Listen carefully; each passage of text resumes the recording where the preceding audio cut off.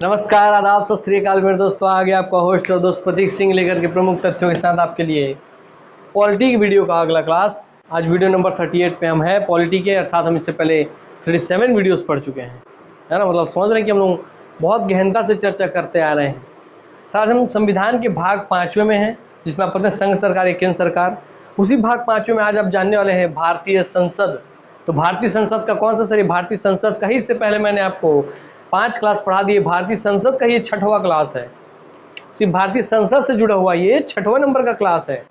और सर उसमें आज आप पढ़ने वाले हैं 6वें नंबर की क्लास में संसद की विधायी प्रक्रिया का पार्ट 1, अर्थात संसद की जो भी विधायी प्रक्रिया है उसका पार्ट 1। तो संसद की विधायी प्रक्रिया है क्या? अरे भाई, संसद की विधायी प्रक्रिया बताइए, संसद क्या है? सर आपके हमारे संविधान के 3 आधार स्तंभ में विधायिका, कार्यपालिका, न्यायपालिका। विधायिका जो नियम कानून बनाए, कार्यपालिका जो नियम कानून लागू कर इसका संचालन करे, न्यायपालिका जो दोनों में निष्पक्ष माने कि अपन न्याय दे या कुछ भी चीज़ विवाद होने पे निपटारा करे। ठीक है, इसका मतलब विधायिका का काम क्या है? नियम कानून बनाना। तो विधायिका नियम कानून बनाएगी किससे? सर वो उसी नियम कानून बनाने की जो प्रक्रिया होगी, तो संसद की विधायी प्रक्रिया का मतलब वो नियम कानून बनाने की प्रक्रिया, संसद द्वारा विधायी माने विधान या नियम कानून बनाने की प्रक्रिया को यह बोलते हैं संसद की विधायी प्रक्रिया। उसी का आज पढ़ने वाले हैं पार्ट 1।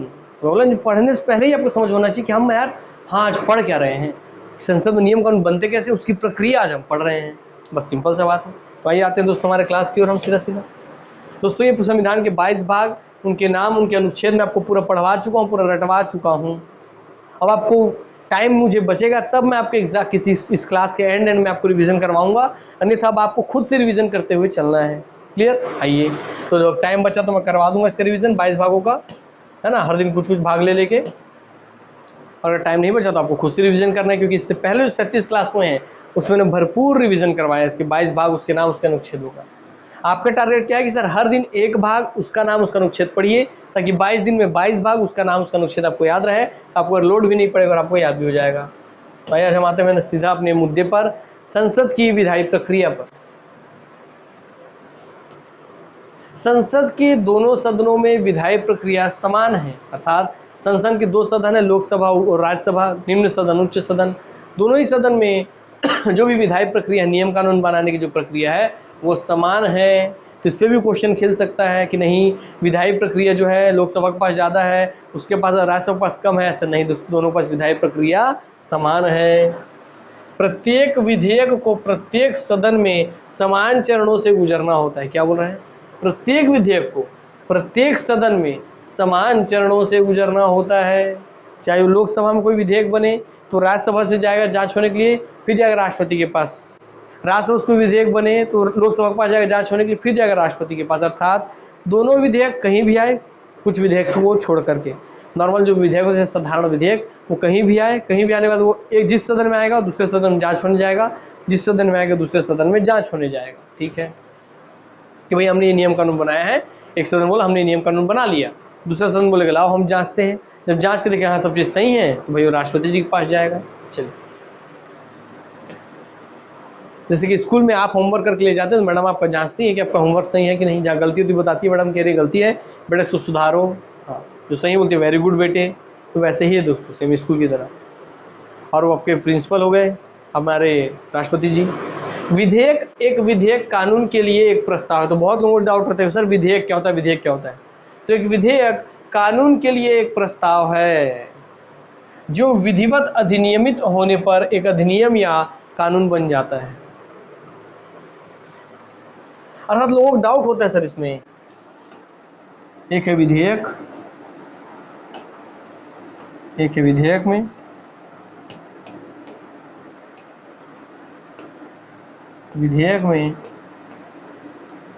एंड अधिनियम में।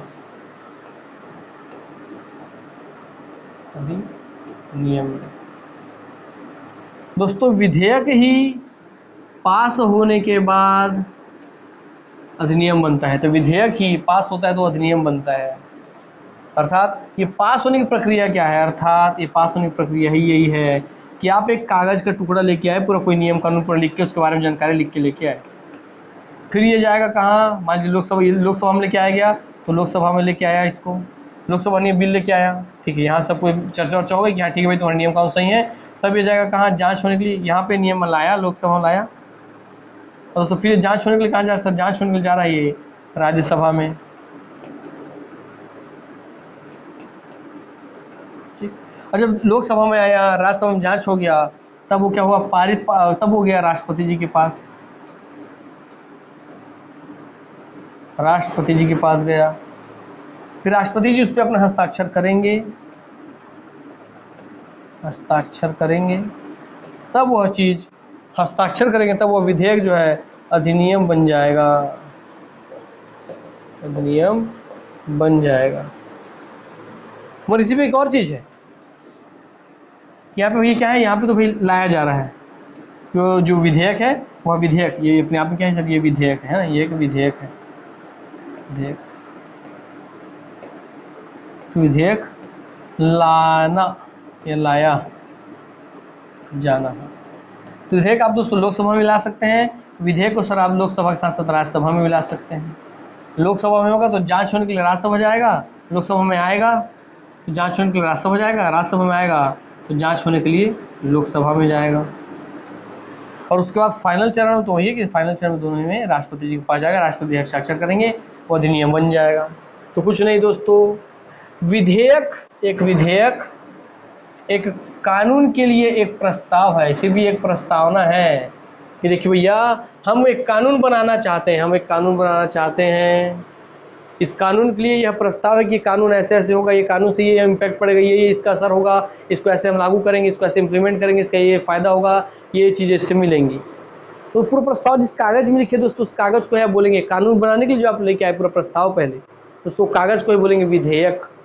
यस, तो दोस्तों विधेयक ही अधिनियम होता है, पास होने के बाद वो बन जाता है, ठीक। चलिए, तो आपको पूरा बात समझ में आ गया होगा, कोई दिक्कत नहीं होगा, अर्थात विधेयक का ही पास हुआ रूप है अधिनियम।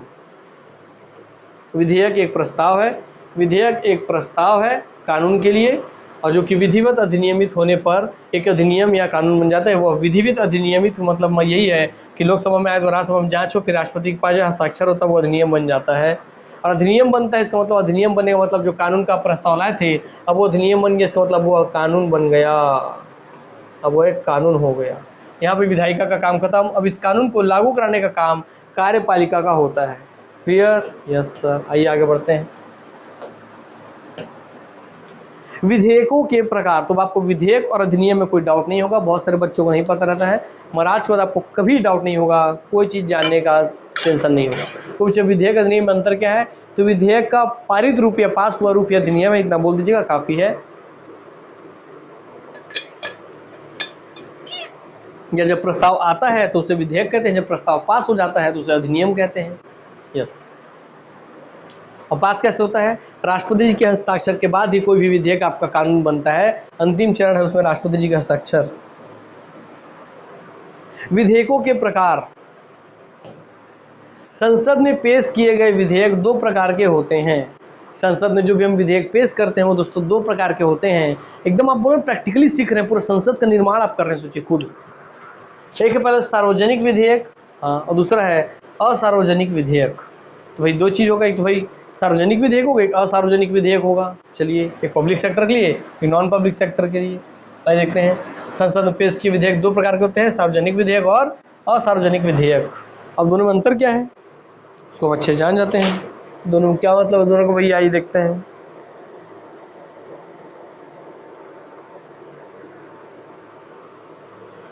हाँ, देख लो, क्लियर दिख रहा है ना आपको? हाँ, क्लियरली विजिबल है, कोई इशू नहीं है। चलिए, यह संसद में मंत्री द्वारा पेश किया, सार्वजनिक विधेयक संसद में मंत्री द्वारा पेश किया जाता है। संसद लिख दिया, इसका मतलब लोकसभा, राज्यसभा, राष्ट्रपति तीनों से मिलकर संसद बनता है। इसका मतलब वो कहीं भी पेश कर सकता है, चाहे लोकसभा चाहे राष्ट्रपति में। तो जो भी सार्वजनिक विधेयक है वह संसद में मंत्री द्वारा पेश किया जाता है। अर्थात सार्वजनिक विधेयक, क्योंकि सार्वजनिक माने भाई पब्लिक, और पब्लिक सबसे महत्वपूर्ण चीज़ है। तो पब्लिक के लिए भैया कौन कोई विधेयक लेके आएगा, भाई जिसको पब्लिक ने चुन के सरकार में बैठाया होगा। इसीलिए मेरे दोस्त हमने चुन करके बीजेपी को सत्ता में बैठाया केंद्र में, तो उसमें दोस्तों बहुत सारे मंत्री बने हुए हैं, अलग अलग, राजनाथ सिंह, अमित शाह, ये अलग अलग मंत्री बने हैं। तो मंत्री का ही तो फर्ज हमारे लिए काम करने चाहिए। जब भी सार्वजनिक विधेयक का बात होगा मतलब पब्लिक का विधेयक है, पब्लिक ने इसको सत्ता में बैठाया है, उसी सत्ता के लोग मंत्री बनते हैं, इसलिए सार्वजनिक विधेयक हमेशा ही मंत्री द्वारा पेश किया जाता है। याद रखेंगे, मंत्री द्वारा पेश किया जाता है, कोई डाउट नहीं रखना है। जबकि असार्वजनिक विधेयक ये संसद के किसी भी सदस्य द्वारा पेश किया जा सकता है, किसी भी सदस्य द्वारा पेश किया जा सकता है। अर्थात संसद में 545 लोग हैं तो उनमें से कोई भी व्यक्ति पेश कर सकता है असार्वजनिक विधेयक, मगर अगर सार्वजनिक विधेयक है तो केवल कोई मंत्री ही पेश करेगा, और मंत्री कौन होता है? सत्ता पक्ष वाला व्यक्ति। अर्थात सार्वजनिक विधेयक सत्ता पक्षधारी जो होते हैं उन लोग पेश करते हैं, और असार्वजनिक विधेयक सत्ता हो चाहे विपक्ष हो कोई भी पेश कर सकता है। ये बात भी याद रखेंगे, इसको पक्ष विपक्ष में घुमा के बोल दे, मंत्री और सदस्य में घुमा के बोल दे, याद रखेंगे, ठीक। और मंत्री यहाँ सदस्य। यह सत्ताधारी पार्टी की नीतियों को दर्शाता है। मैंने बोला सत्ताधारी पार्टी की नीतियों को दर्शाता है कि वो क्या नीति लेके आई है सर बनाने के लिए, जनता के लिए। क्योंकि उसी ने भाई जो सत्ताधारी पार्टी होगा उसको हमने सत्ता में क्यों बैठाया? क्योंकि अपनी वो चुनाव में ऐलान किया होगा कि मैं ये काम करूंगा, तो हमने उसको जब जिता दिया तब उसका फर्ज है कि वो जिन जिन कामों के बारे में बोलते उन कामों को करे, इसलिए वह विधेयक लेके आ रहा है। तो हाँ सर, सत्ताधारी पार्टी की नीतियों को दर्शाता है कि उनकी जो नीति थी उस नीति अनुसार ही वो अपना प्रस्ताव लेके आ रहे हैं, विधेयक लेके आ रहे हैं। जबकि यह सार्वजनिक मामलों पर राजनीतिक दल के मत को दर्शाता है कि सार्वजनिक मामला हो उस पर कोई राजनीतिक दलों का क्या क्या मत है, कि कोई मुद्दा है उस पर भाई बीजेपी का क्या मत है, कांग्रेस का क्या मत है, आपका क्या मत है, तृणमूल टीएमसी का क्या मत है, वो सारे ही सार्वजनिक मामलों पर राजनीतिक दल के मत को दर्शाता है। किसके? राजनीतिक दल के। और किस पर? किसी भी सार्वजनिक मामले पर। जैसे आप बोले कि ये जो हाईवे रोड है वो हाईवे रोड पे भैया बहुत बड़े बड़े खड्डे हैं, तो एक सार्वजनिक मामला हुआ ना कि नेशनल हाईवे 1 पे बहुत बड़े बड़े खड्डे हैं, तो सार्वजनिक मामला हुआ। और उस पे तो खड्डे हैं तो इसमें बताइए सत्ता पक्षधारी पार्टी क्या काम कर रही है, तो जो विधेयक लेके आएंगे भैया जिसमें सुधार किया जाए उसी में बात होगी कि सभी राजनीतिक दल अपना अपना मत दर्शाएंगे। आप बोलेगा हाँ ये तो गलत बात है, हम इसका विरोध करते हैं, तृणमूल बोला विरोध करते हैं, बीजेपी बोला ठीक है गलती हम एक्सेप्ट करते हैं, हम सुधार देंगे, ठीक है, तो सुधारने के उसको नियम कानून बनाइए। वैसे ही एग्जाम्पल से आपको समझा दिए। सदन में इसके पारित, अब सार्वजनिक पे आते हैं, सदन में इसके पारित होने की संभावना अधिक होती है। क्यों? क्योंकि भैया मैं क्या बोला, यहाँ से सत्ता पार्टी है, सत्ता पार्टी। तो बताइए लोकसभा में सबसे ज़्यादा सीट किसके पास है? बीजेपी के पास, तो वही सत्ता में है, तो सत्ता पक्ष ही लेके आ रही है। जितना सीट भाई उनको, जब बहुमत प्राप्त दल का नेता ही सत्ताधारी पक्ष होता है, और जब उसको पूरे लोकसभा में सबसे ज़्यादा बहुमत प्राप्त है तो उसके द्वारा लाया हुआ विधेयक कभी लोकसभा में फेल हुआ क्या? नहीं, मगर फिर भी ये विधेयक कभी कभी राज्यसभा में अटकता है, ठीक। चलिए, तो सदन में इसके पारित होने की संभावना अधिक होती है, क्योंकि लोकसभा से तो आसानी से पास हो जाएगा, मगर राज्यसभा में कभी कभी फंस जाता है, इसलिए बोल रही संभावना मगर अधिक हो, जबकि सदन में इसके पारित होने की संभावना कम होती है। क्योंकि अगर मैं बीजेपी हूँ और आप कांग्रेस वाले हैं, सेंट्रल गवर्नमेंट का बात कर रहा हूँ भाई, संसद में इमेजिन कीजिए, आप बुराई भी कर रहे हैं मेरा, तो मैं तो बहुमत प्राप्त दल का नेता हूँ, मेरे पास सबसे ज़्यादा बहुमत है, तब सही भी बोल रहे होंगे तो मैं तो, मेरे पास बहुमत है तो मैं तो उसको ऐसे ही मना करवा सकता हूँ, क्योंकि हर चीज़ पे वोटिंग होगा। वोटिंग का भी हम जानते हैं कि 51 गधे मिलके 49 होशियार लोगों को हरा देते हैं, है ना, क्योंकि भाई उनको 51 वोट पड़ गया मतलब उन लोग विजयी हैं, वैसा ही है, ठीक। चलिए, इसलिए याद रखेंगे सदन में इसके असार्वजनिक विधेयक के पारित होने की संभावना कम होती है, जबकि इसके पारित होने की संभावना अधिक होती है, जबकि इसके पारित होने की संभावना कम होती है, ठीक है। इसे सदन में पारित करने से 7 दिन पहले सूचित करना आवश्यक है, कि भाई सत्ता पक्षधारी है, उसको बहुत सारा काम, उसको इतना टाइम नहीं फोकट का, इसलिए इसको अगर सदन में पारित करना है ऐसा कोई विधेयक तो इसको 7 दिन पहले सूचित करना आवश्यक है। तो सदन में पारित करने से 7 दिन पहले सूचित करना आवश्यक है। कितने दिन पहले? 7 दिन पहले। जबकि यहाँ इसे सदन में पारित करने से 1 महीने पहले, 1 महीने पहले, 1 मंथ एगो सूचित करना होता है, क्योंकि विपक्ष क्या तो इन लोगों बात सुनता कोई नहीं है, इसे तुम पहले से बता दो भैया कि मेरे को भी एक दिन मौका दो भाई, ऐसा करते हैं, ठीक। चलिए, और दोनों पार्टियों को फायदा मिलता है, जो भी भाई सत्ता में आती है। इसका मसौदा संबंधित विभाग द्वारा विधि विभाग के परामर्श से तैयार किया जाता है। मान लीजिए कि मैं हूँ गृह विभाग का आदमी, है ना, या मैं हूँ मान लीजिए आपका ग्रामीण विकास विभाग का आदमी, तो इसका मसौदा जिस विभाग द्वारा संबंधित है, ग्रामीण विकास विभाग द्वारा, तो मैं वो नियम कानून बनाना चाहता हूँ, ग्रामीण विकास विभाग में कोई नियम कानून बनाना चाह रहा हूँ, तो वो अपना पूरा मसौदा बना करके मैं विधि विभाग के परामर्श लूंगा कि क्या मैंने जो नियम कानून बनाया है क्या ये विधि के अनुसार सही सलामत है। इसलिए लिखा है कि इसका मसौदा, इस सार्वजनिक विधेयक का जो मसौदा है, हमारी जो रूपरेखा है, उस रूपरेखा को संबंधित विभाग द्वारा विधि विभाग के परामर्श से तैयार किया जाता है। संबंधित विभाग मतलब मैं भाई गौ सेवा वाला विभाग था और मैंने विधि विभाग से दिखाया कि मैं गौ सेवा के लिए नियम कानून बनाना चाहता हूँ। आप विधि विभाग वाले आप चेक करके बताइए सही है, तो हाँ भाई विधि विभाग से मैं परामर्श लूंगा और उसके परामर्श से मैं तैयार करूँगा। ठीक, तो इसका मसौदा संबंधित विभाग द्वारा विधि विभाग के परामर्श से तैयार किया जाता है, जबकि इसका मसौदा संबंधित सदस्य द्वारा तैयार किया जाता है। ठीक, तो यहाँ पे पूरा विभाग है क्योंकि भाई मंत्री किसी न किसी विभाग का ही मंत्री होगा। संबंधित विभाग द्वारा विधि विभाग के परामर्श से तैयार होता है, जबकि ये संबंधित सदस्य द्वारा तैयार होता है। जो सदस्य इसको लाना चाहता है वो खुद कोई पूरा मसौदा तैयार करेगा, उसको सरकार कोई हेल्प थोड़ी करेगी। भाई तुम विपक्ष के आदमी हो, हम तो सरकार चलाना है, हम तो एक तुम्हारे से 545 लोग बोले कि हमको लेके आना है मुद्दा में, लेके आना है मुद्दा, लेके आना है मुद्दा, असार्वजनिक मुद्दा, तो सरकार काम कब करेगी। इसलिए ये अगर आपको कोई असार्वजनिक मुद्दा लाना है तो उसका पूरा काम, उसका पूरा मसौदा आप खुद तैयार कीजिए। चलिए, अब इधर समझ गए होंगे बिना किसी डाउट के। अब कोई डाउट नहीं होगा कि सार्वजनिक विधेयक क्या होता है और असार्वजनिक विधेयक क्या होता है। स से सार्वजनिक, स से सत्ता पक्षधारी, बस जोड़ के रख लीजिए। असार्वजनिक माने अ से असत्ता पक्षधारी माने विपक्ष।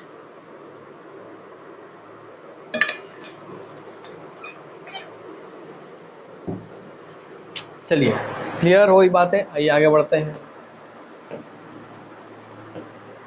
सार्वजनिक विधेयक के संदर्भ में सही कथन है, तो आइए भैया एक्सपेक्टेड क्वेश्चन आने वाले समय आपको देखने मिलेगा आपके एग्जाम में ही। तो आप में से कोई व्यक्ति अच्छा कमेंट किया कि सर प्रीवियस ईयर के क्वेश्चन भी डाला कीजिए। तो मेरे भाई, हम जो ये संविधान का क्वेश्चन करवा रहे हैं सब प्रीवियस ईयर क्वेश्चन ही डल रहा है।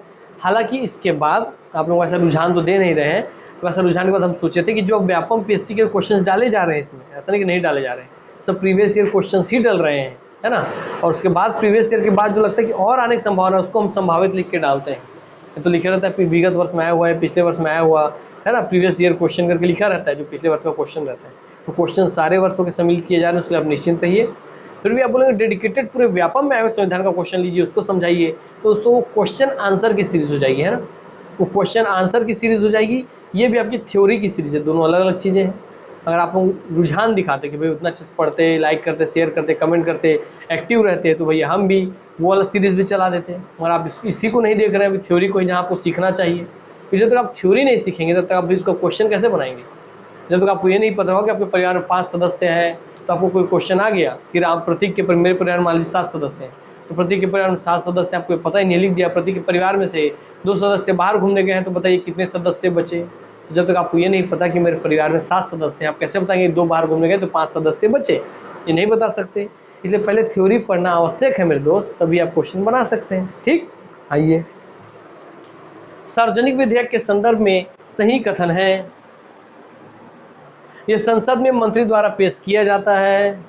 कौन सा सार्वजनिक विधेयक, यह संसद में मंत्री द्वारा पेश किया जाता है, सही बात। इसे सदन में पारित करने से 7 दिन पहले सूचित करना होता है, सही बात। कैसे ही कूट बनेगा पूरा। इसका मसौदा संबंधित विभाग द्वारा विधि विभाग के परामर्श से तैयार किया जाता है, सही बात। अर्थात उपयुक्त सभी मत उपयुक्त सभी, सब चीज़ सही है दोस्तों। ये डी होगा, है ना, याद रख लीजिए।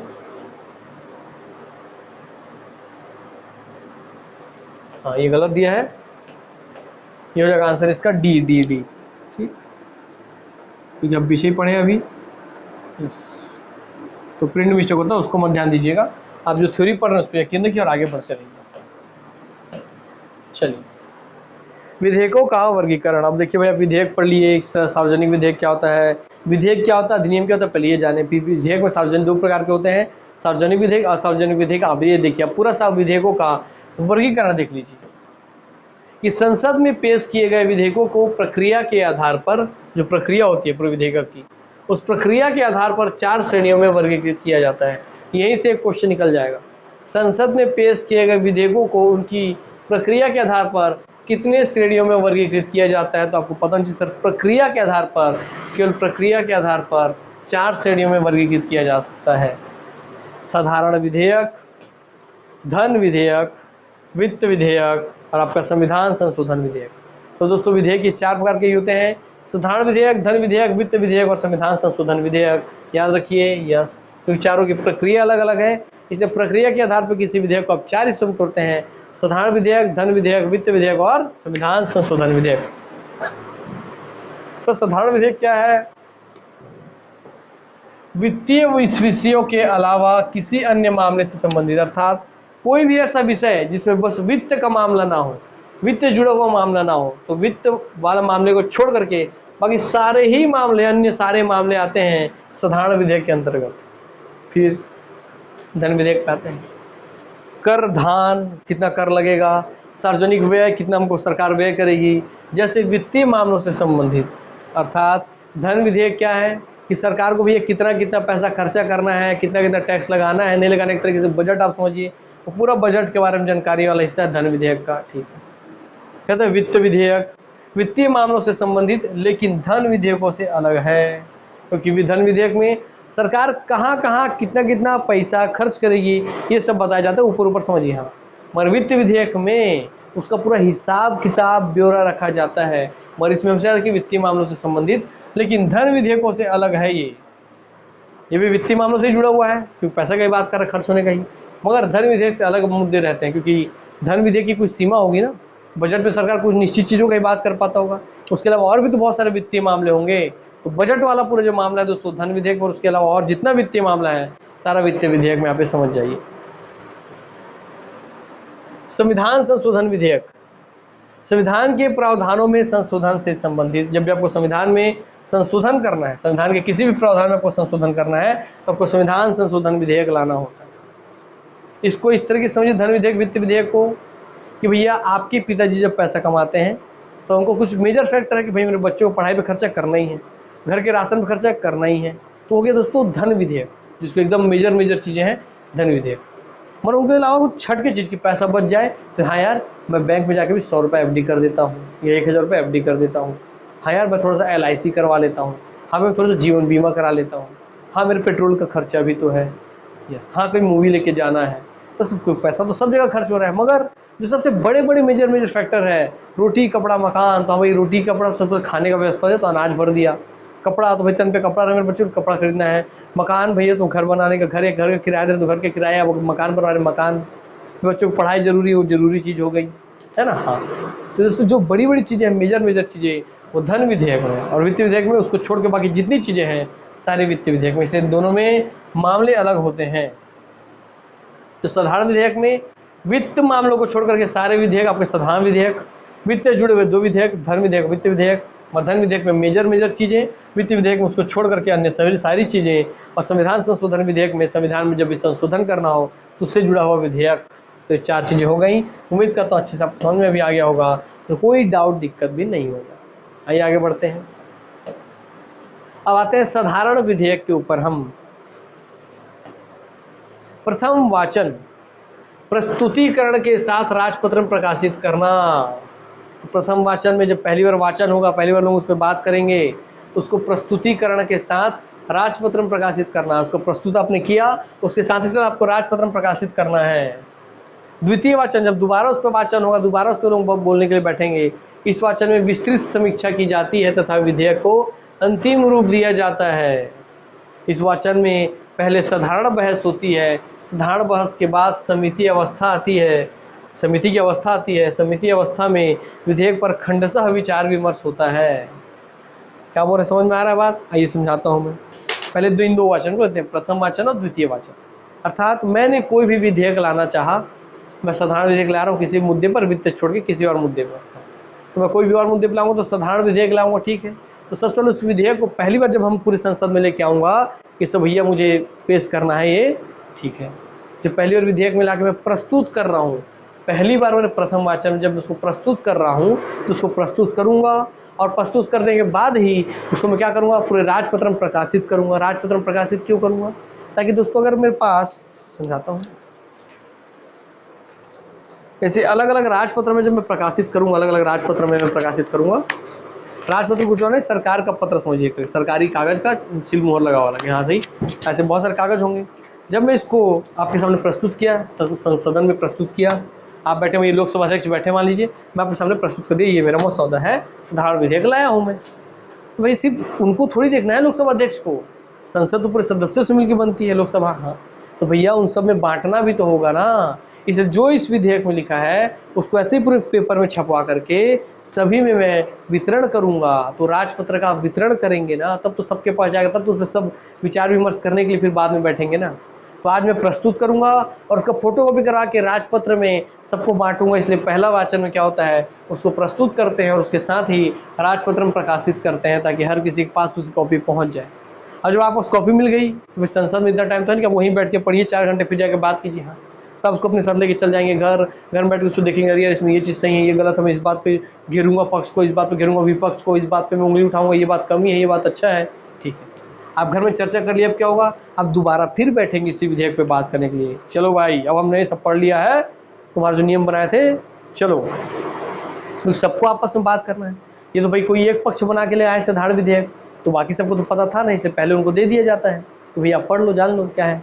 सबका सहमति जरूरी है, क्योंकि बाकी सब पक्ष को भी, और जितने भी पक्ष हैं और जितने भी आपके भाई वहाँ पार्टी है, सबको तो सरकार नहीं चुना है ना, जनता नहीं चुना है ना, तो हाँ उनका भी मत वैल्यू रखता है। अब दूसरी बार जब उस पर बैठे कि हाँ अब हम पढ़ लिए हैं, अब आओ इस पर हम बात करते हैं तुमसे, तो अब भैया दूसरा वाचन होगा, तब इस पर बात करने बैठेंगे सबके सब। तो उसका सस्पेल क्या होगा, सस्पेल भाई साधारण बहस होगा कि मैं मान लीजिए सत्ता पक्षधारी हूँ, ये मेरा विपक्ष, मान लीजिए मैं बीजेपी हूँ, ये कांग्रेस, ऐसा समझ लीजिए आप। अभी वही सरकार की जैसी स्थिति वही बात करते हैं। मैं लेके आया था, अब विपक्ष क्या बोलेगा भाई, राहुल गांधी जी मान लीजिए, वो उठ के बोले, साधारण बहस होगा कि आपने जो इस बनाया है ये कानून, इसके कॉलम नंबर 7 के लाइन नंबर 3 में जो आपने बात लिखी है, ये बात सरासर गलत है, इससे देश के ये नुकसान होगा, ये चीज़ घाटा होगा, ये चीज़ खराब होगा, इस चीज़ को आप सुधार कीजिए, कीजिए सुधार। हाँ भैया, पहले साधारण बहस होगी, फिर ये सत्ता पक्ष के आदमी उठ खड़े हो, बीजेपी वाला खड़ा होगा, बोलेगा ओए बच्चे देखिए हम बता रहे हैं कि खड़ा हो जाए, नहीं बैठिए, बोले बैठिए हम बताते हैं कि जो बतिया लिखा है, बतिया इसलिए लिखा हुआ है कि ऐसे ऐसा होने से ऐसा ऐसा भी होगा, तो इसका ये चीज़ अच्छी चीज़ें भी हैं। हाँ, तो फिर बहस होगा, नहीं वो अच्छी चीज़ें हम, अगर खराब चीज़ें ज़्यादा ताकतवर है, अच्छी चीज़ें कम है, तो भैया अच्छी चीज़ों को कम कीजिए, इसको पूरा हटा दीजिए, इस तरीके से बहस होगा। इसलिए लिखा है कि दूसरे वाचन में, इस वाचन में विस्तृत समीक्षा की जाती है, पूरा एकदम अच्छे समीक्षा करेंगे, एक पॉइंट का समीक्षा करेंगे, और जहाँ भी खटकेगा उस विधेयक को अंतिम रूप दिया जाता है कि भैया इसमें आप इन चीज़ों को हटाइए, ये चीज़ें खराब है, ये चीज़ें अच्छी हैं। और इस वाचन में पहले साधारण बहस होती है, देखिए बहस हो गया, फिर लोग बोले कि ठीक है यार हटा दे रहा हूँ, ठीक है यार सुधार दे रहा हूँ, ये हटेगा या नहीं हटेगा। साधारण बहस होने के बाद, साधारण बहस के बाद अब उसको जब सब लोग बात बहस कर लिए, तो अब टेक्निकल रूप में, क्योंकि भाई जिस विभाग को प्रभावित करेगा वो विधेयक, जिस विभाग को प्रभावित करेगा, तो उसके नॉलेज रखने वाले थोड़े पढ़े लिखे लोग, थोड़ा एक्सपर्ट लोग, थोड़ा समिति के लोग, तो अब समिति जो आप पहले समितियाँ पढ़ी थी ना, समिति, हाँ सब समितियों के पास ही जाएगा, ताकि उस पर गहनता के साथ चर्चा हो सके। इसलिए जब आप नॉर्मल सभी सांसद लोगों को बहस कर लिए, तब वह साधारण बहस के बाद समिति अवस्था में आ जाएगी, समिति की अवस्था में आ जाएगा, है ना। हाँ, उसके बाद समिति अवस्था में आने के बाद उस पर हर प्रत्येक खंड पर, विधेयक पर खंडशः विचार विमर्श होता है। फिर विधेयक के हर एक खंड पे विचार विमर्श किया जाएगा समिति के लोगों द्वारा मिल करके। तो आप समझ गए, हाँ सर प्रथम वाचन क्या था, द्वितीय वाचन क्या, आपको कभी याद नहीं रखना पड़ेगा, आप समझ गए, एक नॉर्मल सी प्रक्रिया है, आप भी होते तो ऐसे ही करते। समिति की रिपोर्ट सदन के समक्ष प्रस्तुत की जाती है, फिर जो समिति उस पर विचार विमर्श कर लेगा, फिर समिति क्या करेगा, विचार विमर्श करने के बाद उस पर एक रिपोर्ट सदन के समक्ष प्रस्तुत करेगा कि हाँ भैया जो नियम कानून था इसमें ये बिंदु सुधारना चाहिए, बाकी सब चीज़ सही है, लागू करना चाहिए, बहुत जनता को लाभ होगा। सदन, तो समिति ने ऐसा एक रिपोर्ट सदन के समक्ष प्रस्तुत कर दिया। सदन में तमाम संशोधन किए जाते हैं, फिर सदन में जो चीज़ें हटानी सबको लेकर के संशोधन किए जाएंगे, हटा दिए जाएंगे, बदल दिए जाएंगे। इन संशोधन के बाद तृतीय वाचन होगा, जब सुधार हो जाएगा तब बोलेंगे ये पॉइंट हटाओ, वो पॉइंट हटाओ, रिपोर्ट में लिखा होगा सब पॉइंट सरकार ने हटा दिया, बोले लो भाई। और जब पूरा सुधर गया तो आप बोलेंगे लीजिए अब फाइनली पढ़िए कि अब आपको कोई दिक्कत है क्या, तो हाँ भाई इसलिए अब आपका होगा तृतीय वाचन। तृतीय वाचन अंतिम रूप से पारित किया जाता है, क्योंकि भाई आपको फिर दोबारा दिया जाएगा, पूरा फिर पढ़ेंगे, हाँ यार जो जो चीज़ पे बहसबाजी किया था सब चीज़ हटा दी, सब चीज़ सुधार दी, अब ठीक है।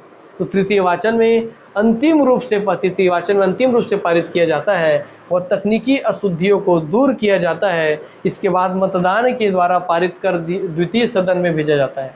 इसके बाद मतदान के द्वारा पास हो जाता है वो, और फिर वहाँ से एक सदन से पास हो फिर दूसरे सदन में जाता है, द्वितीय सदन में भेजा जाता है। द्वितीय सदन में पूरी प्रक्रिया अपनाई जाती है।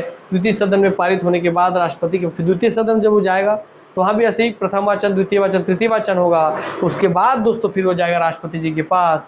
द्वितीय सदन में पारित होने के बाद राष्ट्रपति जी के पास जाता है। जब राष्ट्रपति इस पर हस्ताक्षर कर देते हैं तो पूर्ण रूप से पारित हो जाता है और यही प्रस्ताव या यह विधेयक आपका अधिनियम बन जाता है या कानून बन जाता है। तो उम्मीद करता हूँ दोस्तों 3 बार इस पर वार्तालाप होगा, 3 बार इस पर परिचर्चा होगी। प्रथम वाचन, द्वितीय वाचन, तृतीय वाचन। प्रथम वाचन प्रस्तुत करो और भैया राजपत्र प्रकाशित कर दो। दूसरे वाचन में इसमें कमी निकालो, कमी निकाल के उसकी सारी कमियों को बताओ, आपस में बहसबाजी करो, उसको सुधारो, फिर समिति के पास भेज दो। समिति उसका रिपोर्ट बना करके समझ में प्रस्तुत कर देगी भाई सदन के। तब सदन के तृतीय वाचन में उस पर फिर उसको सब पढ़ेंगे, जो तकनीकी गलती उसको सुधारेंगे और उसको बहुमत से पास कर देंगे एक सदन से, उसका तो चल जाएगा अगले सदन में। तो प्रथम वाचन, द्वितीय वाचन, तृतीय वाचन आप समझ गए होंगे। आते हैं नोट। द्वितीय वाचन में साधारण बहस के समय स्पीकर कंगारू समापन करते हैं। ये क्या है सर? अरे भैया ये ऐसे ही क्वेश्चन सब आने वाले हैं आपके भविष्य में भैया। ये कंगारू समापन क्या होता है?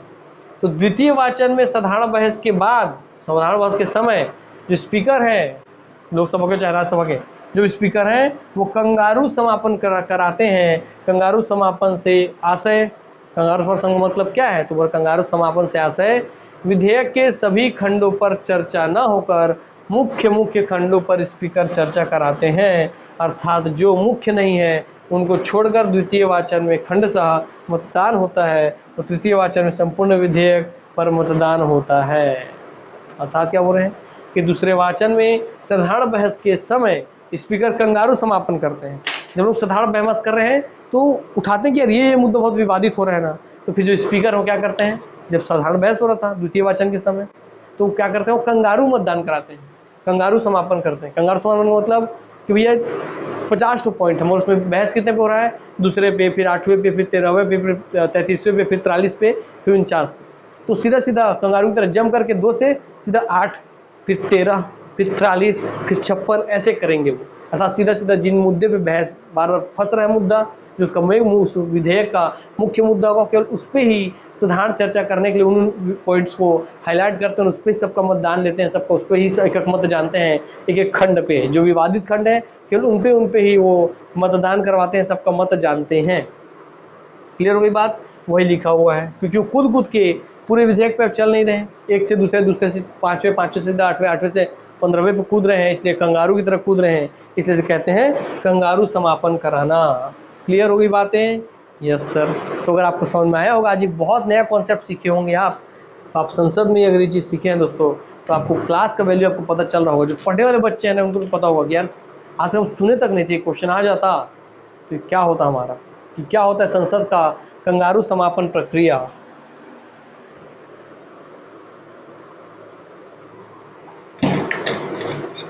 तो स्पीकर द्वारा मुख्य मुद्दों पर, तो स्पीकर द्वारा विधेयक के सभी खंडों पर चर्चा न करके मुख्य खंडों पर स्पीकर द्वारा चर्चा करना ही है कंगारू समापन करना। क्या? मुख्य खंडों पर स्पीकर द्वारा चर्चा करना। किसी विधेयक के मुख्य खंडों पर स्पीकर द्वारा चर्चा कराना ही है क्या? कंगारू समापन करना।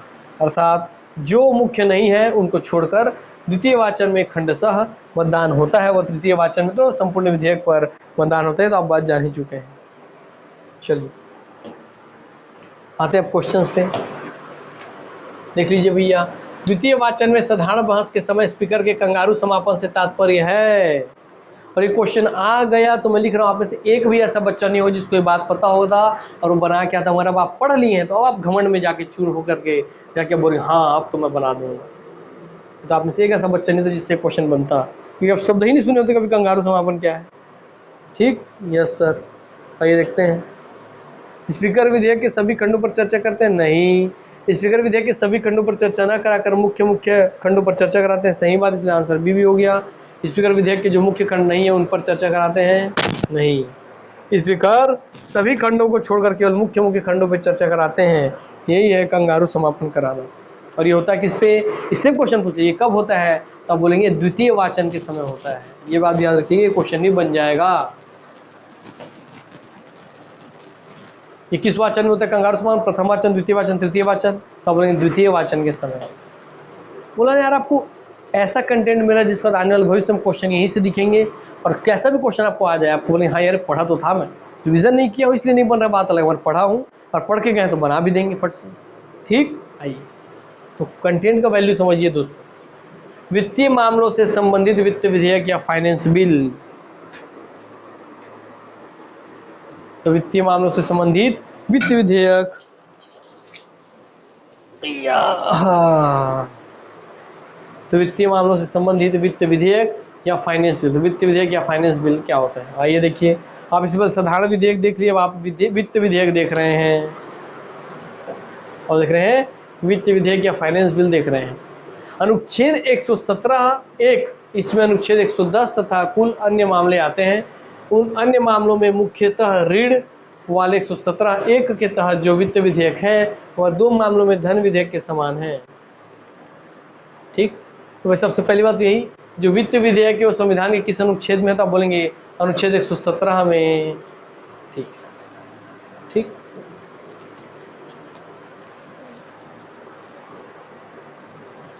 आते हैं ऋण वाले 117(1) के तहत जो वित्त विधेयक है। ठीक, और 117(1) के तहत कौन सा वित्तीय विधेयक है दोस्तों, जो ऋण से संबंधित है। तो ऋण वाले 117(1) के तहत जो वित्त विधेयक हैं वो आते हैं।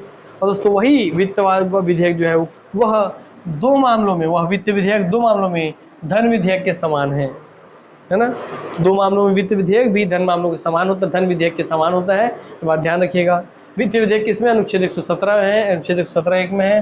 ठीक, चलिए, और धन विधेयक में भी 110 में है ना। हाँ, जहाँ तक याद आ रहा है मुझे, चेक भी कर लेंगे आप लोग। ठीक है, दोनों विधेयक लोकसभा में ही लाए जाते हैं। तो ये बात दोनों में समानता है। क्या समानता है सब, दोनों वित्त विधेयक और धन विधेयक में समानता है कि चाहे वित्त विधेयक हो चाहे धन विधेयक हो, वो हमेशा लोकसभा में ही पहले लाए जाते हैं, अर्थात वह राज्यसभा में पहले कभी नहीं आते। तो वित्त विधेयक और धन विधेयक से क्वेश्चन बार बार बनता है कि वित्त विधेयक और धन विधेयक दोनों ही विधेयक लोकसभा में ही लाए जाते हैं, लोकसभा में ही लाए जाते हैं। क्यों, कि दोनों पैसा खर्चा करने का बात, और पैसा खर्चा कौन करेगा, जिसको जनता ने चुन के भेजा है, सत्ता पक्षधारी लोगों को मंत्री बनाया है, प्रधानमंत्री बनाया है, वही तो पैसा खर्चा करेंगे जनता की भलाई के लिए। तो वो जनता कहाँ बैठते हैं भैया, वो लोकसभा में बैठते हैं, जिनको हम चुनते हैं। इसलिए जिसको हम प्रत्यक्ष चुन रहे हैं वो लोकसभा में बैठते हैं और वही हमारे पैसा खर्चा करेंगे। इसलिए धन विधेयक चाहे वित्त विधेयक आपके लोकसभा में ही लाए जाते हैं। दूसरा सिमिलरिटी क्या है कि राष्ट्रपति की सहमति के बाद आता है, अर्थात राष्ट्रपति की पूर्व सहमति रहती है। अर्थात मैं लोकसभा में धन विधेयक या वित्त विधेयक पेश करूँ उससे पहले ही मैं, देखिए नॉर्मल प्रक्रिया क्या है कि पहले हम लोकसभा में या राज्यसभा में लाते हैं, फिर जांच करने के लिए दूसरे सदन लोकसभा या राज्यसभा में लेके जाते हैं, फिर राष्ट्रपति से हस्ताक्षर कराने लेके जाते हैं। और जहाँ बात धन विधेयक और वित्त विधेयक की बात हो तो उसको पहले राष्ट्रपति के पास लेके जाते हैं, वो सहमति देते हैं, हस्ताक्षर करके साइन मार के देते हैं, ठीक है मेरी सहमति है। तो उनसे सहमति लेने के बाद अब मैं लोकसभा में ला के पेश करूँगा और तब भेजूंगा राज्यसभा के पास चेक करने के लिए। 14 दिन ज़्यादा रोक सकते हैं, फिर वो पास हो जाएगा, उनको और ज़्यादा पावर नहीं। हाँ भैया, लोकसभा में आने से पहले ही राष्ट्रपति जी की पूर्व अनुमति होती है। तो दो चीज़ें सिमिलरिटी है धन विधेयक और वित्त विधेयक में कि राष्ट्रपति की पूर्व सहमति होती है और उसके बाद वह लोकसभा में ही लाए जाते हैं। इन दोनों तत्वों के अलावा यह पूर्णतः साधारण विधेयक की तरह व्यवहार करते हैं। और इस दो बिंदु के अलावा बाकी विधेयक का बाकी सारा चीज़ वही साधारण विधेयक की तरह है। जो आप 3 स्टेप पढ़े ना साधारण विधेयक का, हाँ, प्रथम वाचन, द्वितीय वाचन, तृतीय वाचन, बस बाकी सब कंगारू समापन, बाकी सारी प्रक्रिया सेम है, केवल यही 2 पॉइंट भिन्न है साधारण विधेयक से। तो भाई विधेयक पढ़ते साधारण विधेयक, धन विधेयक, वित्त विधेयक, ये हर चीज़ में समान है। बस धन विधेयक और वित्त विधेयक क्या होगा, राष्ट्रपति की पूर्व सहमति रहेगी और लोकसभा में ही पेश किया जाएगा। बाकी उसके बाद प्रथम वाचन, द्वितीय वाचन, तृतीय वाचन, जो साधारण विधेयक में बताते हैं सब चीज़ इसमें होगा एग्जैक्ट वैसे ही। क्लियर हो गई बातें? यस। तो इन दोनों तत्वों के अलावा यह पूर्णतः साधारण विधेयक की तरह व्यवहार करते हैं। आगे बढ़ते हैं। वित्त विधेयक और धन विधेयक में क्या समानता है, ये देखिए प्रीवियस ईयर क्वेश्चन दोस्तों एक विगत प्रश्न में आया है। दोनों विधेयक लोकसभा में ही लाए जाते हैं, दोनों विधेयक राष्ट्रपति की सहमति के बाद आते हैं। उपयुक्त दोनों, यस उपयुक्त दोनों, मैंने आंसर सही है सी। आते हैं धन विधेयक अनुच्छेद 110, मैंने बोला था ना सर, वित्त विधेयक अनुच्छेद 117 और धन विधेयक अनुच्छेद 110। ठीक, तो याद रखिए अनुच्छेद पूछता है धन विधेयक अनुच्छेद 110 और वित्त विधेयक अनुच्छेद 117 17 क्योंकि 17 में है खतरा। तो अगर आप वित्त के साथ छेड़छाड़ी करेंगे तो खतरा बढ़ जाएगा। वित्त के साथ छेड़छाड़ी मत कीजिए वरना खतरा बढ़ जाएगा। तो अनुच्छेद 117 में है खतरा, खतरा से वित्त आ गया, आपको ध्यान रहेगा। और धन से आ गया 10, ठीक है, 10 बहाने करके दे गए धन, दे गए धन, ऐसे याद रख लीजिए। धन विधेयक अनुच्छेद 110। संसद में प्रस्तुत होने वाले विधेयकों की 4 श्रेणियों में से एक है धन विधेयक, हम जानते हैं, साधारण विधेयक, धन विधेयक, वित्त विधेयक और संविधान संशोधन विधेयक। संविधान के अनुच्छेद 110 में धन विधेयक की परिभाषा दी गई है। अनुच्छेद 110 में धन विधेयक की परिभाषा दी गई है। तो परिभाषा क्या है ये देखते हैं। ये विवाद भी पूछ लेता है, क्या संविधान के अनुच्छेद 110 में धन विधेयक की प्रक्रिया बताई गई है कि धन विधेयक की परिभाषा बताई गई है, या क्या संविधान में धन विधेयक की परिभाषा कहीं बताई गई भी है या नहीं। तो आप बोलेंगे हाँ सर, संविधान में अनुच्छेद 110 में धन विधेयक की परिभाषा बताई गई है। आइए देखते हैं। कर का अधिरोपण, उत्सादन और परिहार आदि। केंद्र सरकार के द्वारा उधार लिए गए धन का विनियमन करना, अर्थात कर आप जो अधिरोपित कर रहे हैं लोगों पे कितना टैक्स लगेगा, उसका उत्सादन करना, उसको वापस वसूलना उतना टैक्स लगाने के बाद, उसको परिहार में फिर उसका वितरण करना भाई राज्य केंद्र के बीच में। तो कर का अधिरोपण, उत्सादन और परिहार आदि करना सब रहता है भैया धन विधेयक में, मतलब पूरा टैक्स से जुड़ा हुआ पूरा मुद्दा धन विधेयक में। केंद्र सरकार के द्वारा उधार लिए गए धन का विनियमन करना, अर्थात केंद्र सरकार ने धन उधार लिया है वर्ल्ड बैंक से, एशिया डेवलपमेंट बैंक से, कहाँ से उधार लिया है, तो उस उधार लिए गए धन को विनियमन करना कि नियम के अनुसार, एकदम निश्चित नियम के अनुसार किस इस धन को कहाँ खर्चा करना है, उसका रूपरेखा निर्धारण करना। भारत के संचित निधियों से धन का विनियोग करना, निधि में धन जमा करना, अर्थात भारत का जो संचित निधि है उससे धन का विनियोग करना, उसमें धन डालना भी और उससे धन निकालना भी जरूरत पड़ने पर। निधि में धन जमा करना, धन डालना, विनियोग करना, जब जरूरत पड़े तो निकालना। भारित खर्च में की राशि में बढ़ोतरी करना, जो आपके भारित खर्च जो आपके ऊपर भारित है, जो सरकार को खर्च करना ही, उस खर्च में की राशि में बढ़ोतरी भी करना है हर साल। मतलब जैसे आप पिछले साल शिक्षा में 1 रुपया खर्चा करते थे तो उसमें आप कमी नहीं करेंगे इस साल, अब 1 की जगह 1 रुपये 10 पैसा ही खर्चा कीजिए, 1 की जगह 1 रुपये 5 पैसा ही खर्चा कीजिए। तो आपको हमेशा जो भारित खर्च उसमें राशि में बढ़ोतरी करना है। लोक लेखा के लोक परीक्षा से संबंध खर्चों के बारे में सब जानकारी होता है। तो कोई विधेयक धन विधेयक है या नहीं, इस संबंध में स्पीकर का फैसला अंतिम होता है। अब विधेयक आपने ले आया, ये बात आपको क्वेश्चन अपने आप में बनता है ना, कोई विधेयक धन विधेयक है या नहीं, यह कौन तय करता है, इसका अंतिम फैसला कौन देता है। कोई विधेयक धन विधेयक है या नहीं, इस संबंध में स्पीकर का फैसला अंतिम होता है, अर्थात लोकसभा अध्यक्ष का फैसला अंतिम होता है। राष्ट्रपति इस विधेयक के संदर्भ में विकल्प रखते हैं। क्या राष्ट्रपति इस विधेयक के संदर्भ में केवल विकल्प रखते हैं। क्या विकल्प रखते हैं? उनके पास केवल 2 विकल्प हैं। स्वीकृति देंगे या तो अपनी स्वीकृति दे देंगे इसमें, सर मैं मान लीजिए मैं मोदी जी हूँ, लेकिन भैया लीजिए राष्ट्रपति साहब इस पर साइन कर दीजिए, लीजिए द्रौपदी मुर्मू जी आप साइन कर दीजिए, तो या तो स्वीकृति दे देंगी, साइन कर देंगी, हाँ, या वो रोक लेंगे लेकिन पुनर्विचार नहीं, क्योंकि यह राष्ट्रपति की पूर्ण अनुमति से ही आता है। या तो उस पर स्वीकृति दे सकती हैं राष्ट्रपति जी, हाँ भाई लो जब पेश करो, या उसको रोक सकते हैं अपने पास, मगर उसको फिर से पुनर्विचार के लिए नहीं लौटा सकते। किसी भी धन विधेयक को पुनर्विचार के लिए नहीं लौटा सकते क्योंकि वो राष्ट्रपति की पूर्व अनुमति से ही आता है। तो जब मैंने ही आपको परमिशन दे के भेजा था, तो जब वापस पास होने के लिए मेरे पास आया तो मैं थोड़ी बोलूँगा फिर से विचार कीजिए।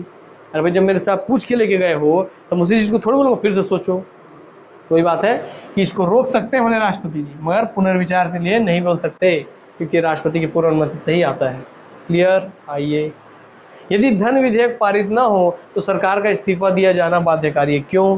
धन विधेयक कौन पेश करता है? सत्ता पक्षधारी, जिसका बहुमत होता है लोकसभा सदन में, या जिसका बहुमत प्राप्त दल का नेता इसको पेश करता है। तो जब बहुमत प्राप्त दल का नेता पास कर रहा है इसका मतलब उसको सबसे ज़्यादा बहुमत है उसके पास, और उसके बाद भी अगर ये पास नहीं हुआ धन विधेयक, उसके बाद भी पारित नहीं हो रहा है, इसका मतलब उसके पार्टी के लोग ही उस आदमी को पसंद नहीं कर रहे हैं, तभी तो लोग उसके पक्ष में वोट नहीं दिए। और उसके पक्ष में वोट नहीं दिए इसका मतलब क्या कि भैया उन लोग मेरे ही पार्टी के लोग मेरे से संतुष्ट नहीं है, अर्थात मेरी पार्टी गिर जाएगी, इसलिए सरकार का इस्तीफा दिया जाना बाध्यकारी है। तो धन विधेयक पारित ना हो तो सरकार का इस्तीफा दिया जाना बाध्यकारी है। क्लियर हो गई बातें? यस सर, ये सब क्वेश्चन बनता है, अपने आप में याद रखिएगा। ये क्वेश्चन बनता है, ये क्वेश्चन बनता है, ये क्वेश्चन बनता है, सब अपने आप में क्वेश्चन बनते हैं। आर्टिकल 117(3) देखिए, एक तो आप देख लिए थे, 117(3) देख लीजिए, वित्त विधेयक का 3। 117(1) के अलावा सभी मामले यहाँ पर आते हैं। 117(1) में क्या आता था? रीढ़ वीढ़ की तरह जो मामले थे वो सब आते थे। मगर वित्त में 117(1) में, अनुच्छेद 117 में है वित्त विधेयक, 117(1) के में है रीढ़ वीढ़ वाला वित्त मामला, और एक को छोड़ के बाकी जितने भी मामले हैं, रीढ़ को छोड़ के बाकी जितने मामले हैं अलावा सभी मामले यहाँ पर 117(3) में आते हैं। भारत को संचित निधि से किए जाने वाले व्यय खर्चे इनको संसद के द्वारा पारित किया जाता है, सब यहाँ पे आते हैं। यह विधेयक साधारण विधेयक की तरह व्यवहार करता है ना। कौन 117(3) वाला, ठीक याद रखेंगे। 117(1), 110, तो 117(1) जो है दोस्तों अनुच्छेद 110 धन विधेयक की तरह ही, देखिए आपको एक चीज अच्छे समझाओ डायग्राम पे मैं, यहाँ भी 117 है, यहाँ भी 117 है। अनुच्छेद 117 में कौन है? वित्त विधेयक। मगर 117 के अंदर 1, 2, 3 ऐसे टूटा हुआ, तो अनुच्छेद 117(1) जो है दोस्तों वो अनुच्छेद 110 धन विधेयक की तरह 117(1) वाला वित्त विधेयक अनुच्छेद 110 वाले धन विधेयक की तरह ही पूरा व्यवहार करता है कि लोकसभा में ही 117(1) वाला लोकसभा में ही पेश होगा, राष्ट्रपति की पूर्व अनुमति से ही आएगा। उसको राष्ट्रपति या तो स्वीकृति देंगे या भैया उसको रोक सकते हैं, मगर पुनर्विचार के लिए नहीं लौटाएंगे। ये सब चीज़ 117(1) वाले के लिए है, अर्थात जैसा धन विधेयक है वैसे 117(1) वाला वित्त विधेयक है। मगर इसको छोड़ करके बाकी जितने भी मामलों का वित्त विधेयक है वो सारा 117(3) में आता है, और इसके लिए ये सब चीज़ें कॉमन नहीं है। अर्थात 117(1) कुल ना होकर वित्त विधेयक भले ही है मगर धन विधेयक की तरह है, बाकी 117(3) ये वित्त विधेयक है प्योर। तो सभी धन विधेयक वित्त विधेयक होते हैं क्या? सभी धन विधेयक वित्त विधेयक होते हैं, लेकिन सभी वित्त विधेयक धन विधेयक है क्या? नहीं। तो लाइन अपने आप में क्वेश्चन बना हुआ है दोस्त। सभी धन विधेयक वित्त विधेयक होते हैं, लेकिन सभी वित्त विधेयक धन विधेयक नहीं होते। आपको दिख भी रहा है आंखों से कि 117(1) का जो वित्त विधेयक है वो धन विधेयक है, तो सभी क्या हो रहा है? सभी धन विधेयक, जो पूरा धन विधेयक है इस पूरे 117(1) वाले वित्त विधेयक के अंतर्गत तो आ रहा है, मगर जो 117(3) वाला आपका वित्त विधेयक है ये किसी भी तरीके से धन विधेयक के अंतर्गत नहीं आता। तो सभी धन विधेयक वित्त विधेयक के अंतर्गत आते हैं और सभी वित्त विधेयक धन विधेयक के नहीं होते हैं। क्लियर? ये क्वेश्चन बनता है, इसमें धन विधेयक की जगह वित्त विधेयक, वित्त की जगह धन विधेयक घुमा देता है और लोगों का कंफ्यूजन होता है। आप स्पष्ट रूप से समझ लीजिए। जैसे मैंने बताया पिताजी वाला बताऊँ इतिहास हिसाब किताब कि जहाँ भी पैसा खर्च हो रहा है सब वित्त है, आप समझ, सब वित्त है।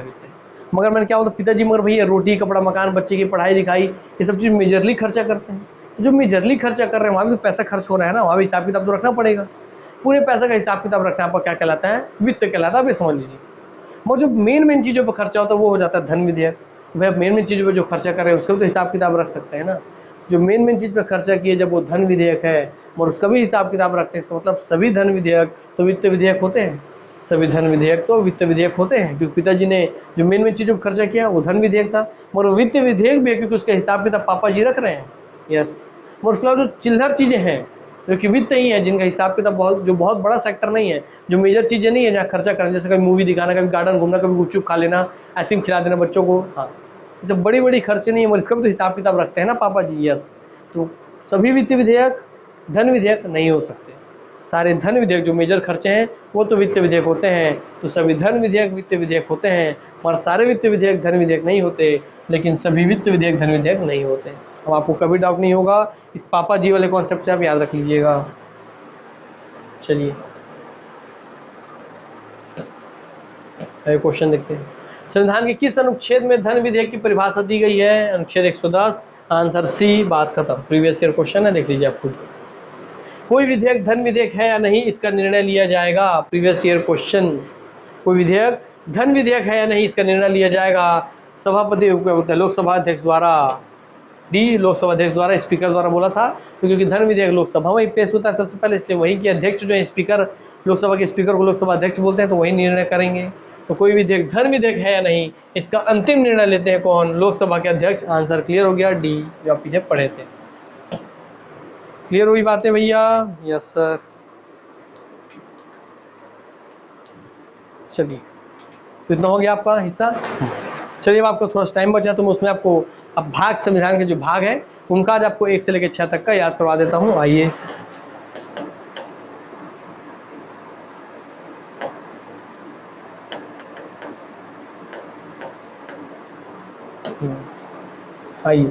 तो अपने पूरा भैया आज विधेयक वाला जो हिस्सा था, अपने साधारण विधेयक क्या होता है, विधेयक अधिनियम में अंतर क्या है, फिर सार्वजनिक विधेयक क्या होता है, असार्वजनिक विधेयक क्या होता है, उसमें क्या क्या सिमिलरिटीज है, वहाँ से क्वेश्चन बनेगा। फिर विधेयक प्रक्रिया के आधार पर 4 हिस्सों में टूटा होता है: साधारण विधेयक, धन विधेयक, वित्त विधेयक, संविधान संशोधन विधेयक, जिसमें आपने पढ़ लिया साधारण विधेयक, सिद्धांत संशोधन धन विधेयक और वित्त विधेयक पढ़ लिया। धन विधेयक वित्त विधेयक में अंतर क्या आपने ये पढ़ लिया। Yes sir. आपको कंगारू समापन क्या होता है आप ये जान लिए। प्रथम विधेयक पे प्रथम वाचन, द्वितीय वाचन, तृतीय वाचन होता है आप ये जान लिए। कंगारू समापन आप जान लिया। आज बहुत कुछ जाने आप, है ना। क्लास बहुत इफेक्टिव है आपके लिए।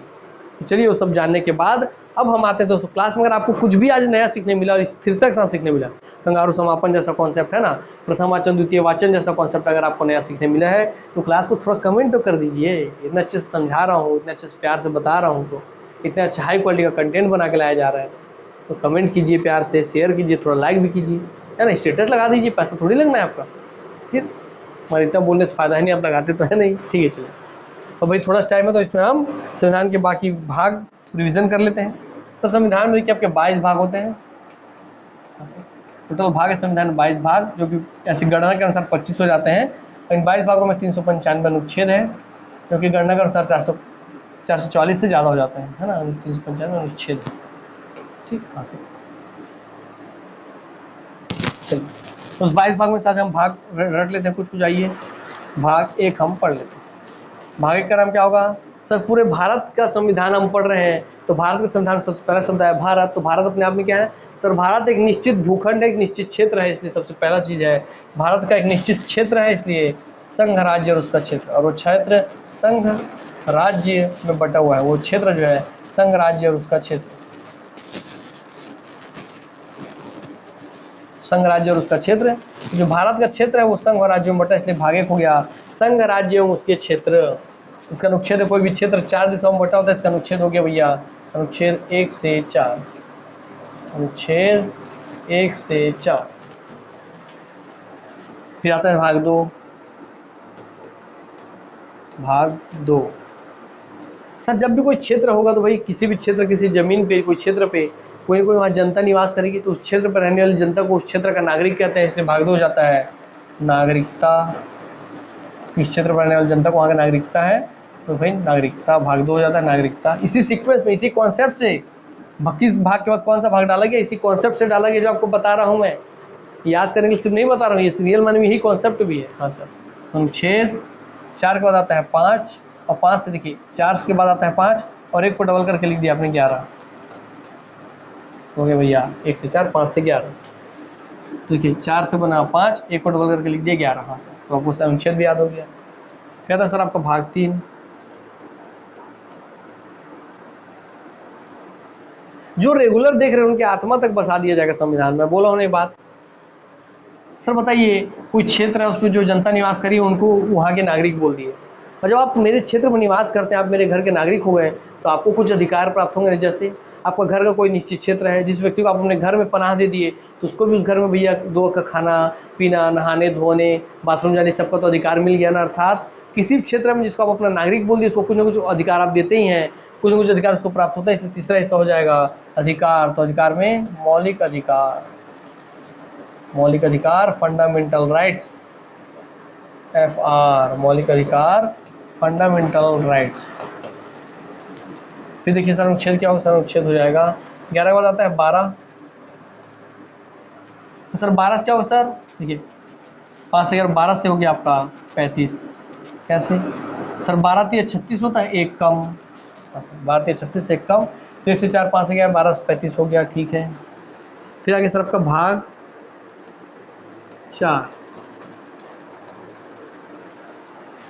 सर अब जब हमने उस क्षेत्र पे अपने नागरिक बना लिया, नागरिकों को कुछ अधिकार भी दे दिए, तो उन अधिकारों के द्वारा भैया घर में चुना जाएगा ना। जैसे आपके घर में बनाएंगे ना, भैया हमारे घर का मालिक कौन है, चलो हम अपने पिताजी को अपना मालिक मानते हैं बचपन से ही। ठीक है, वैसे ही जब देश में जब जनता रहेगी, उन जनता यहाँ के नागरिक होगी, नागरिकों को कुछ अधिकार मिल गए, तो उन अधिकारों को प्रयोग करके सरकार क्या करेगी, हमारी जनता क्या करेगी, सरकार अपने लिए राज्य बनाएगी। सरकार अपने राज्य मतलब सरकार का निर्माण करेगी। और वो राज्य क्यों बनाएगी, कि राज्य निर्माण इसलिए करेगी कि राज्य जो है वो हमारे लिए नीतियां बनाए, राज्य हमारे विकास के लिए नीतियां बनाए, इसलिए राज्य का निर्माण करेगी, चुनाव करेगी। यस सर, मगर राज्य जो भी नीति बनाए वो अपने मन से ना बनाए, उसको हम बताएं, क्योंकि हमने इसको चुन के भेजा है, इस राज्य को, सरकार को, राज्य में सरकार को हमने चुन के भेजा है। इसे जो भी नीति बनाए तो किन बातों को ध्यान में रख के नीति बनाए, हम चुन के भेजे तो हम ही बताएंगे। इसलिए नीति बनाने के लिए कुछ हम निर्देशक तत्व देंगे कि इन बातों को ध्यान में रख के बनाइए। कुछ निर्देशक तत्व देंगे या कुछ निर्देशक सिद्धांत देंगे। इसलिए राज्य के नीति निर्देशक तत्व या राज्य के नीति निर्देशक सिद्धांत हो जाएंगे भाग 4। तो 35 बार आता है सर 36, और 36 से हो गया सर आपका 51। देखिए 36 से 5 और ये 1, इसका लास्ट, इसका पहला 51, तो 5 और 1, 5 और 1, 51, 36, 51। फिर सरकार को हमने चुन लिया और सरकार सत्ता में आके सरकार क्या बोलती है, वाह बेटे मैं तुम्हारी नीति बनाऊं तुम्हारे दिए हुए तत्व के अनुसार, और तुम जो जनता हो देश की, तुम्हारा कोई कर्तव्य नहीं है, तुम लोग का भी तो कर्तव्य होना चाहिए। तुम लोग तो गंदगी मत फैलाओ, राष्ट्रध्वज का सम्मान करो, राष्ट्रध्वज को ऐसे कहीं भी गंदगी मत फेंको, गिरे तो उठा के उसका साफ सुथरा करके उसको अच्छे से रखिए, राष्ट्रध्वज का सम्मान कीजिए, राष्ट्रगान का सम्मान कीजिए। इस जनता का भी तो कर्तव्य है, भले मैं उसके लिए तुम पे सजा नहीं दे रहा हूँ, और तुम्हारा कर्तव्य तो है ना कि उसका सम्मान करो। देश की एकता अखंडता बनाए रखो, नेताओं के भाषण में आके आपस में दंगा फसाद ना करो, देश की एकता अखंडता बनाए रखिए, एक दूसरे की संस्कृति का सम्मान कीजिए, राष्ट्रध्वज राष्ट्रगान का सम्मान कीजिए, भाईचारे की भावना से रहिए, मिलजुल के रहिए, अपने बच्चों को पढ़ाइए लिखाइए, स्वच्छता साफ सुथरा बना के रखिए। जो हमारे अमूल्य धरोहर है, ऐतिहासिक धरोहर है, उसको गंदा मत कीजिए, उस पर दिल बना के राज लफ्ज़ ऐसा मत लिख दीजिए, पायल है ना भाई, ऐसा मत लिखिए, यस सर, ऐसा मत लिखिए। तो ये सब चीज़ क्या है, हम जनता का कर्तव्य है। तो सरकार बोली सिर्फ मेरा ही थोड़ी नीति बनाने का तुम ज्ञान दोगे, तुम खुद का भी कुछ कर्तव्य होना चाहिए। इसलिए मेरे 4 से निकल गया 4 क, और तुम्हारा भी कुछ कर्तव्य होना चाहिए, तो तुम्हारा भी कुछ मौलिक कर्तव्य होना चाहिए या मूल कर्तव्य होना चाहिए। इसलिए मौलिक कर्तव्य, तो मौलिक का मतलब होता है फंडामेंटल, या मूल का मतलब फंडामेंटल। अधिकार था तो राइट्स, कर्तव्य हो गया तो हो गया ड्यूटी, अर्थात तुम्हारे भी फंडामेंटल ड्यूटीज़ होनी चाहिए। और ये अनुच्छेद भैया क्योंकि 4 से बना 4 है, इसलिए ये बना 4 से 4 है, तो 51 से 51 ए, 51 का या 51 ए। कितना समझ में आ गया, यस सर। उसके बाद उसका आता है भाग 5, 4 का दबा गया 5 बोला कि ठीक है अब तुम अपने कर्तव्य का पालन कर रहे हो, तो अब जाके मैं जो राज्य हूँ, अब मैं प्रशासन संभालूंगा। तो सबसे बड़ा प्रशासन कौन, केंद्र का प्रशासन। तो लीजिए भैया सबसे बड़ा प्रशासन कौन, तो भाग 5 में संघ सरकार का प्रशासन या केंद्र, तो संघ या केंद्र, केंद्र सरकार, यस सर, संघ सरकार या केंद्र सरकार। और संघ सरकार और केंद्र सरकार के बाद दूसरा बड़ा प्रशासन कौन, तो संघ सरकार और केंद्र सरकार के बाद दूसरा बड़ा प्रशासन है आपका दोस्तों भाग 6। सर केंद्र सरकार के बाद दूसरा सबसे बड़ा सरकार कौन है, राज्य सरकार। इसलिए भाग 5 में है संघ, भाग 6 में है राज्य सरकार, ठीक है। भाग 5 का अनुच्छेद हो जाएगा सर आपका भाई 51 हो गया, तो सर 52 से, सर 52 51 में 52 आता है, ठीक है सर, मगर 52 से कहाँ, ये 7 नहीं छोड़ूंगा बोल रहा, तो 52 से 151, तो ये फिर से 51 घूम के वापस आ गया 151, ठीक है। और जो राज्य सरकार है ये आ गया दोस्तों आपका 151 हो गया, 151 का 152 आता है, 152 से मैं तेरा 7 कभी नहीं छोड़ूंगा, तो 2 3 7 कभी नहीं छोड़ूंगा, मैं तेरा 2 3 कदम चल के 7 नहीं छोड़ूंगा, तो 233। तो पूरा अनुच्छेद आपको याद हो गया, भाग 1 से लेकर भाग 6 तक आपको पता चल गया, और उन सब का अनुच्छेद भी आपको पता चल गया। और अब उम्मीद करता हूँ आपको अब ये ध्यान आपके रहेगा, आपको लंबे समय तक याद भी रहेगा, अब इसको आप नहीं भूलेंगे। तो भाग 1 है संघ राज्य और उसका क्षेत्र, अनुच्छेद 1 से 4। भाग 2 है नागरिकता, 5 से 11। भाग 3 है मौलिक अधिकार, फंडामेंटल राइट्स, 12 से 35। भाग 4 है राज्य के नीति निर्देशक तत्व, जिसको आप बोलते हैं DPSP, क्योंकि आपको 36 से 51। भाग 4 का है मौलिक कर्तव्य, फंडामेंटल ड्यूटीज़, 51 का। भाग 5 है संघ सरकार, 52 से 151, जो हम पढ़ रहे हैं भाग 5 ही हम पढ़ रहे हैं पूरे संविधान में, और भाग 5 में हम संसद पढ़ रहे हैं, अभी आपको पता है संसद का 6वां पार्ट पढ़ रहे हैं। फिर भाग 52 से 151, और दोस्तों भाग 6 हो गया राज्य सरकार, 152 से 237। Clear, yes sir. चलिए जब इतना क्लियर हो गया तो यहीं पे भैया हम इसको करते हैं समाप्त। तो आज की क्लास में समाप्त करते हैं, तो अब आपसे मिलते हैं नेक्स्ट क्लास में। तब तक के लिए आप हमेशा हंसते रहें, खेलते रहें, खिलखिलाते रहें, निरोग रहें, स्वस्थ रहें, तंदुरुस्त रहें, यही मैं दुआ करता हूँ आप सबके लिए। मिलते हैं नेक्स्ट क्लास में, तब तक के लिए अलविदा लेते हैं आप सबसे।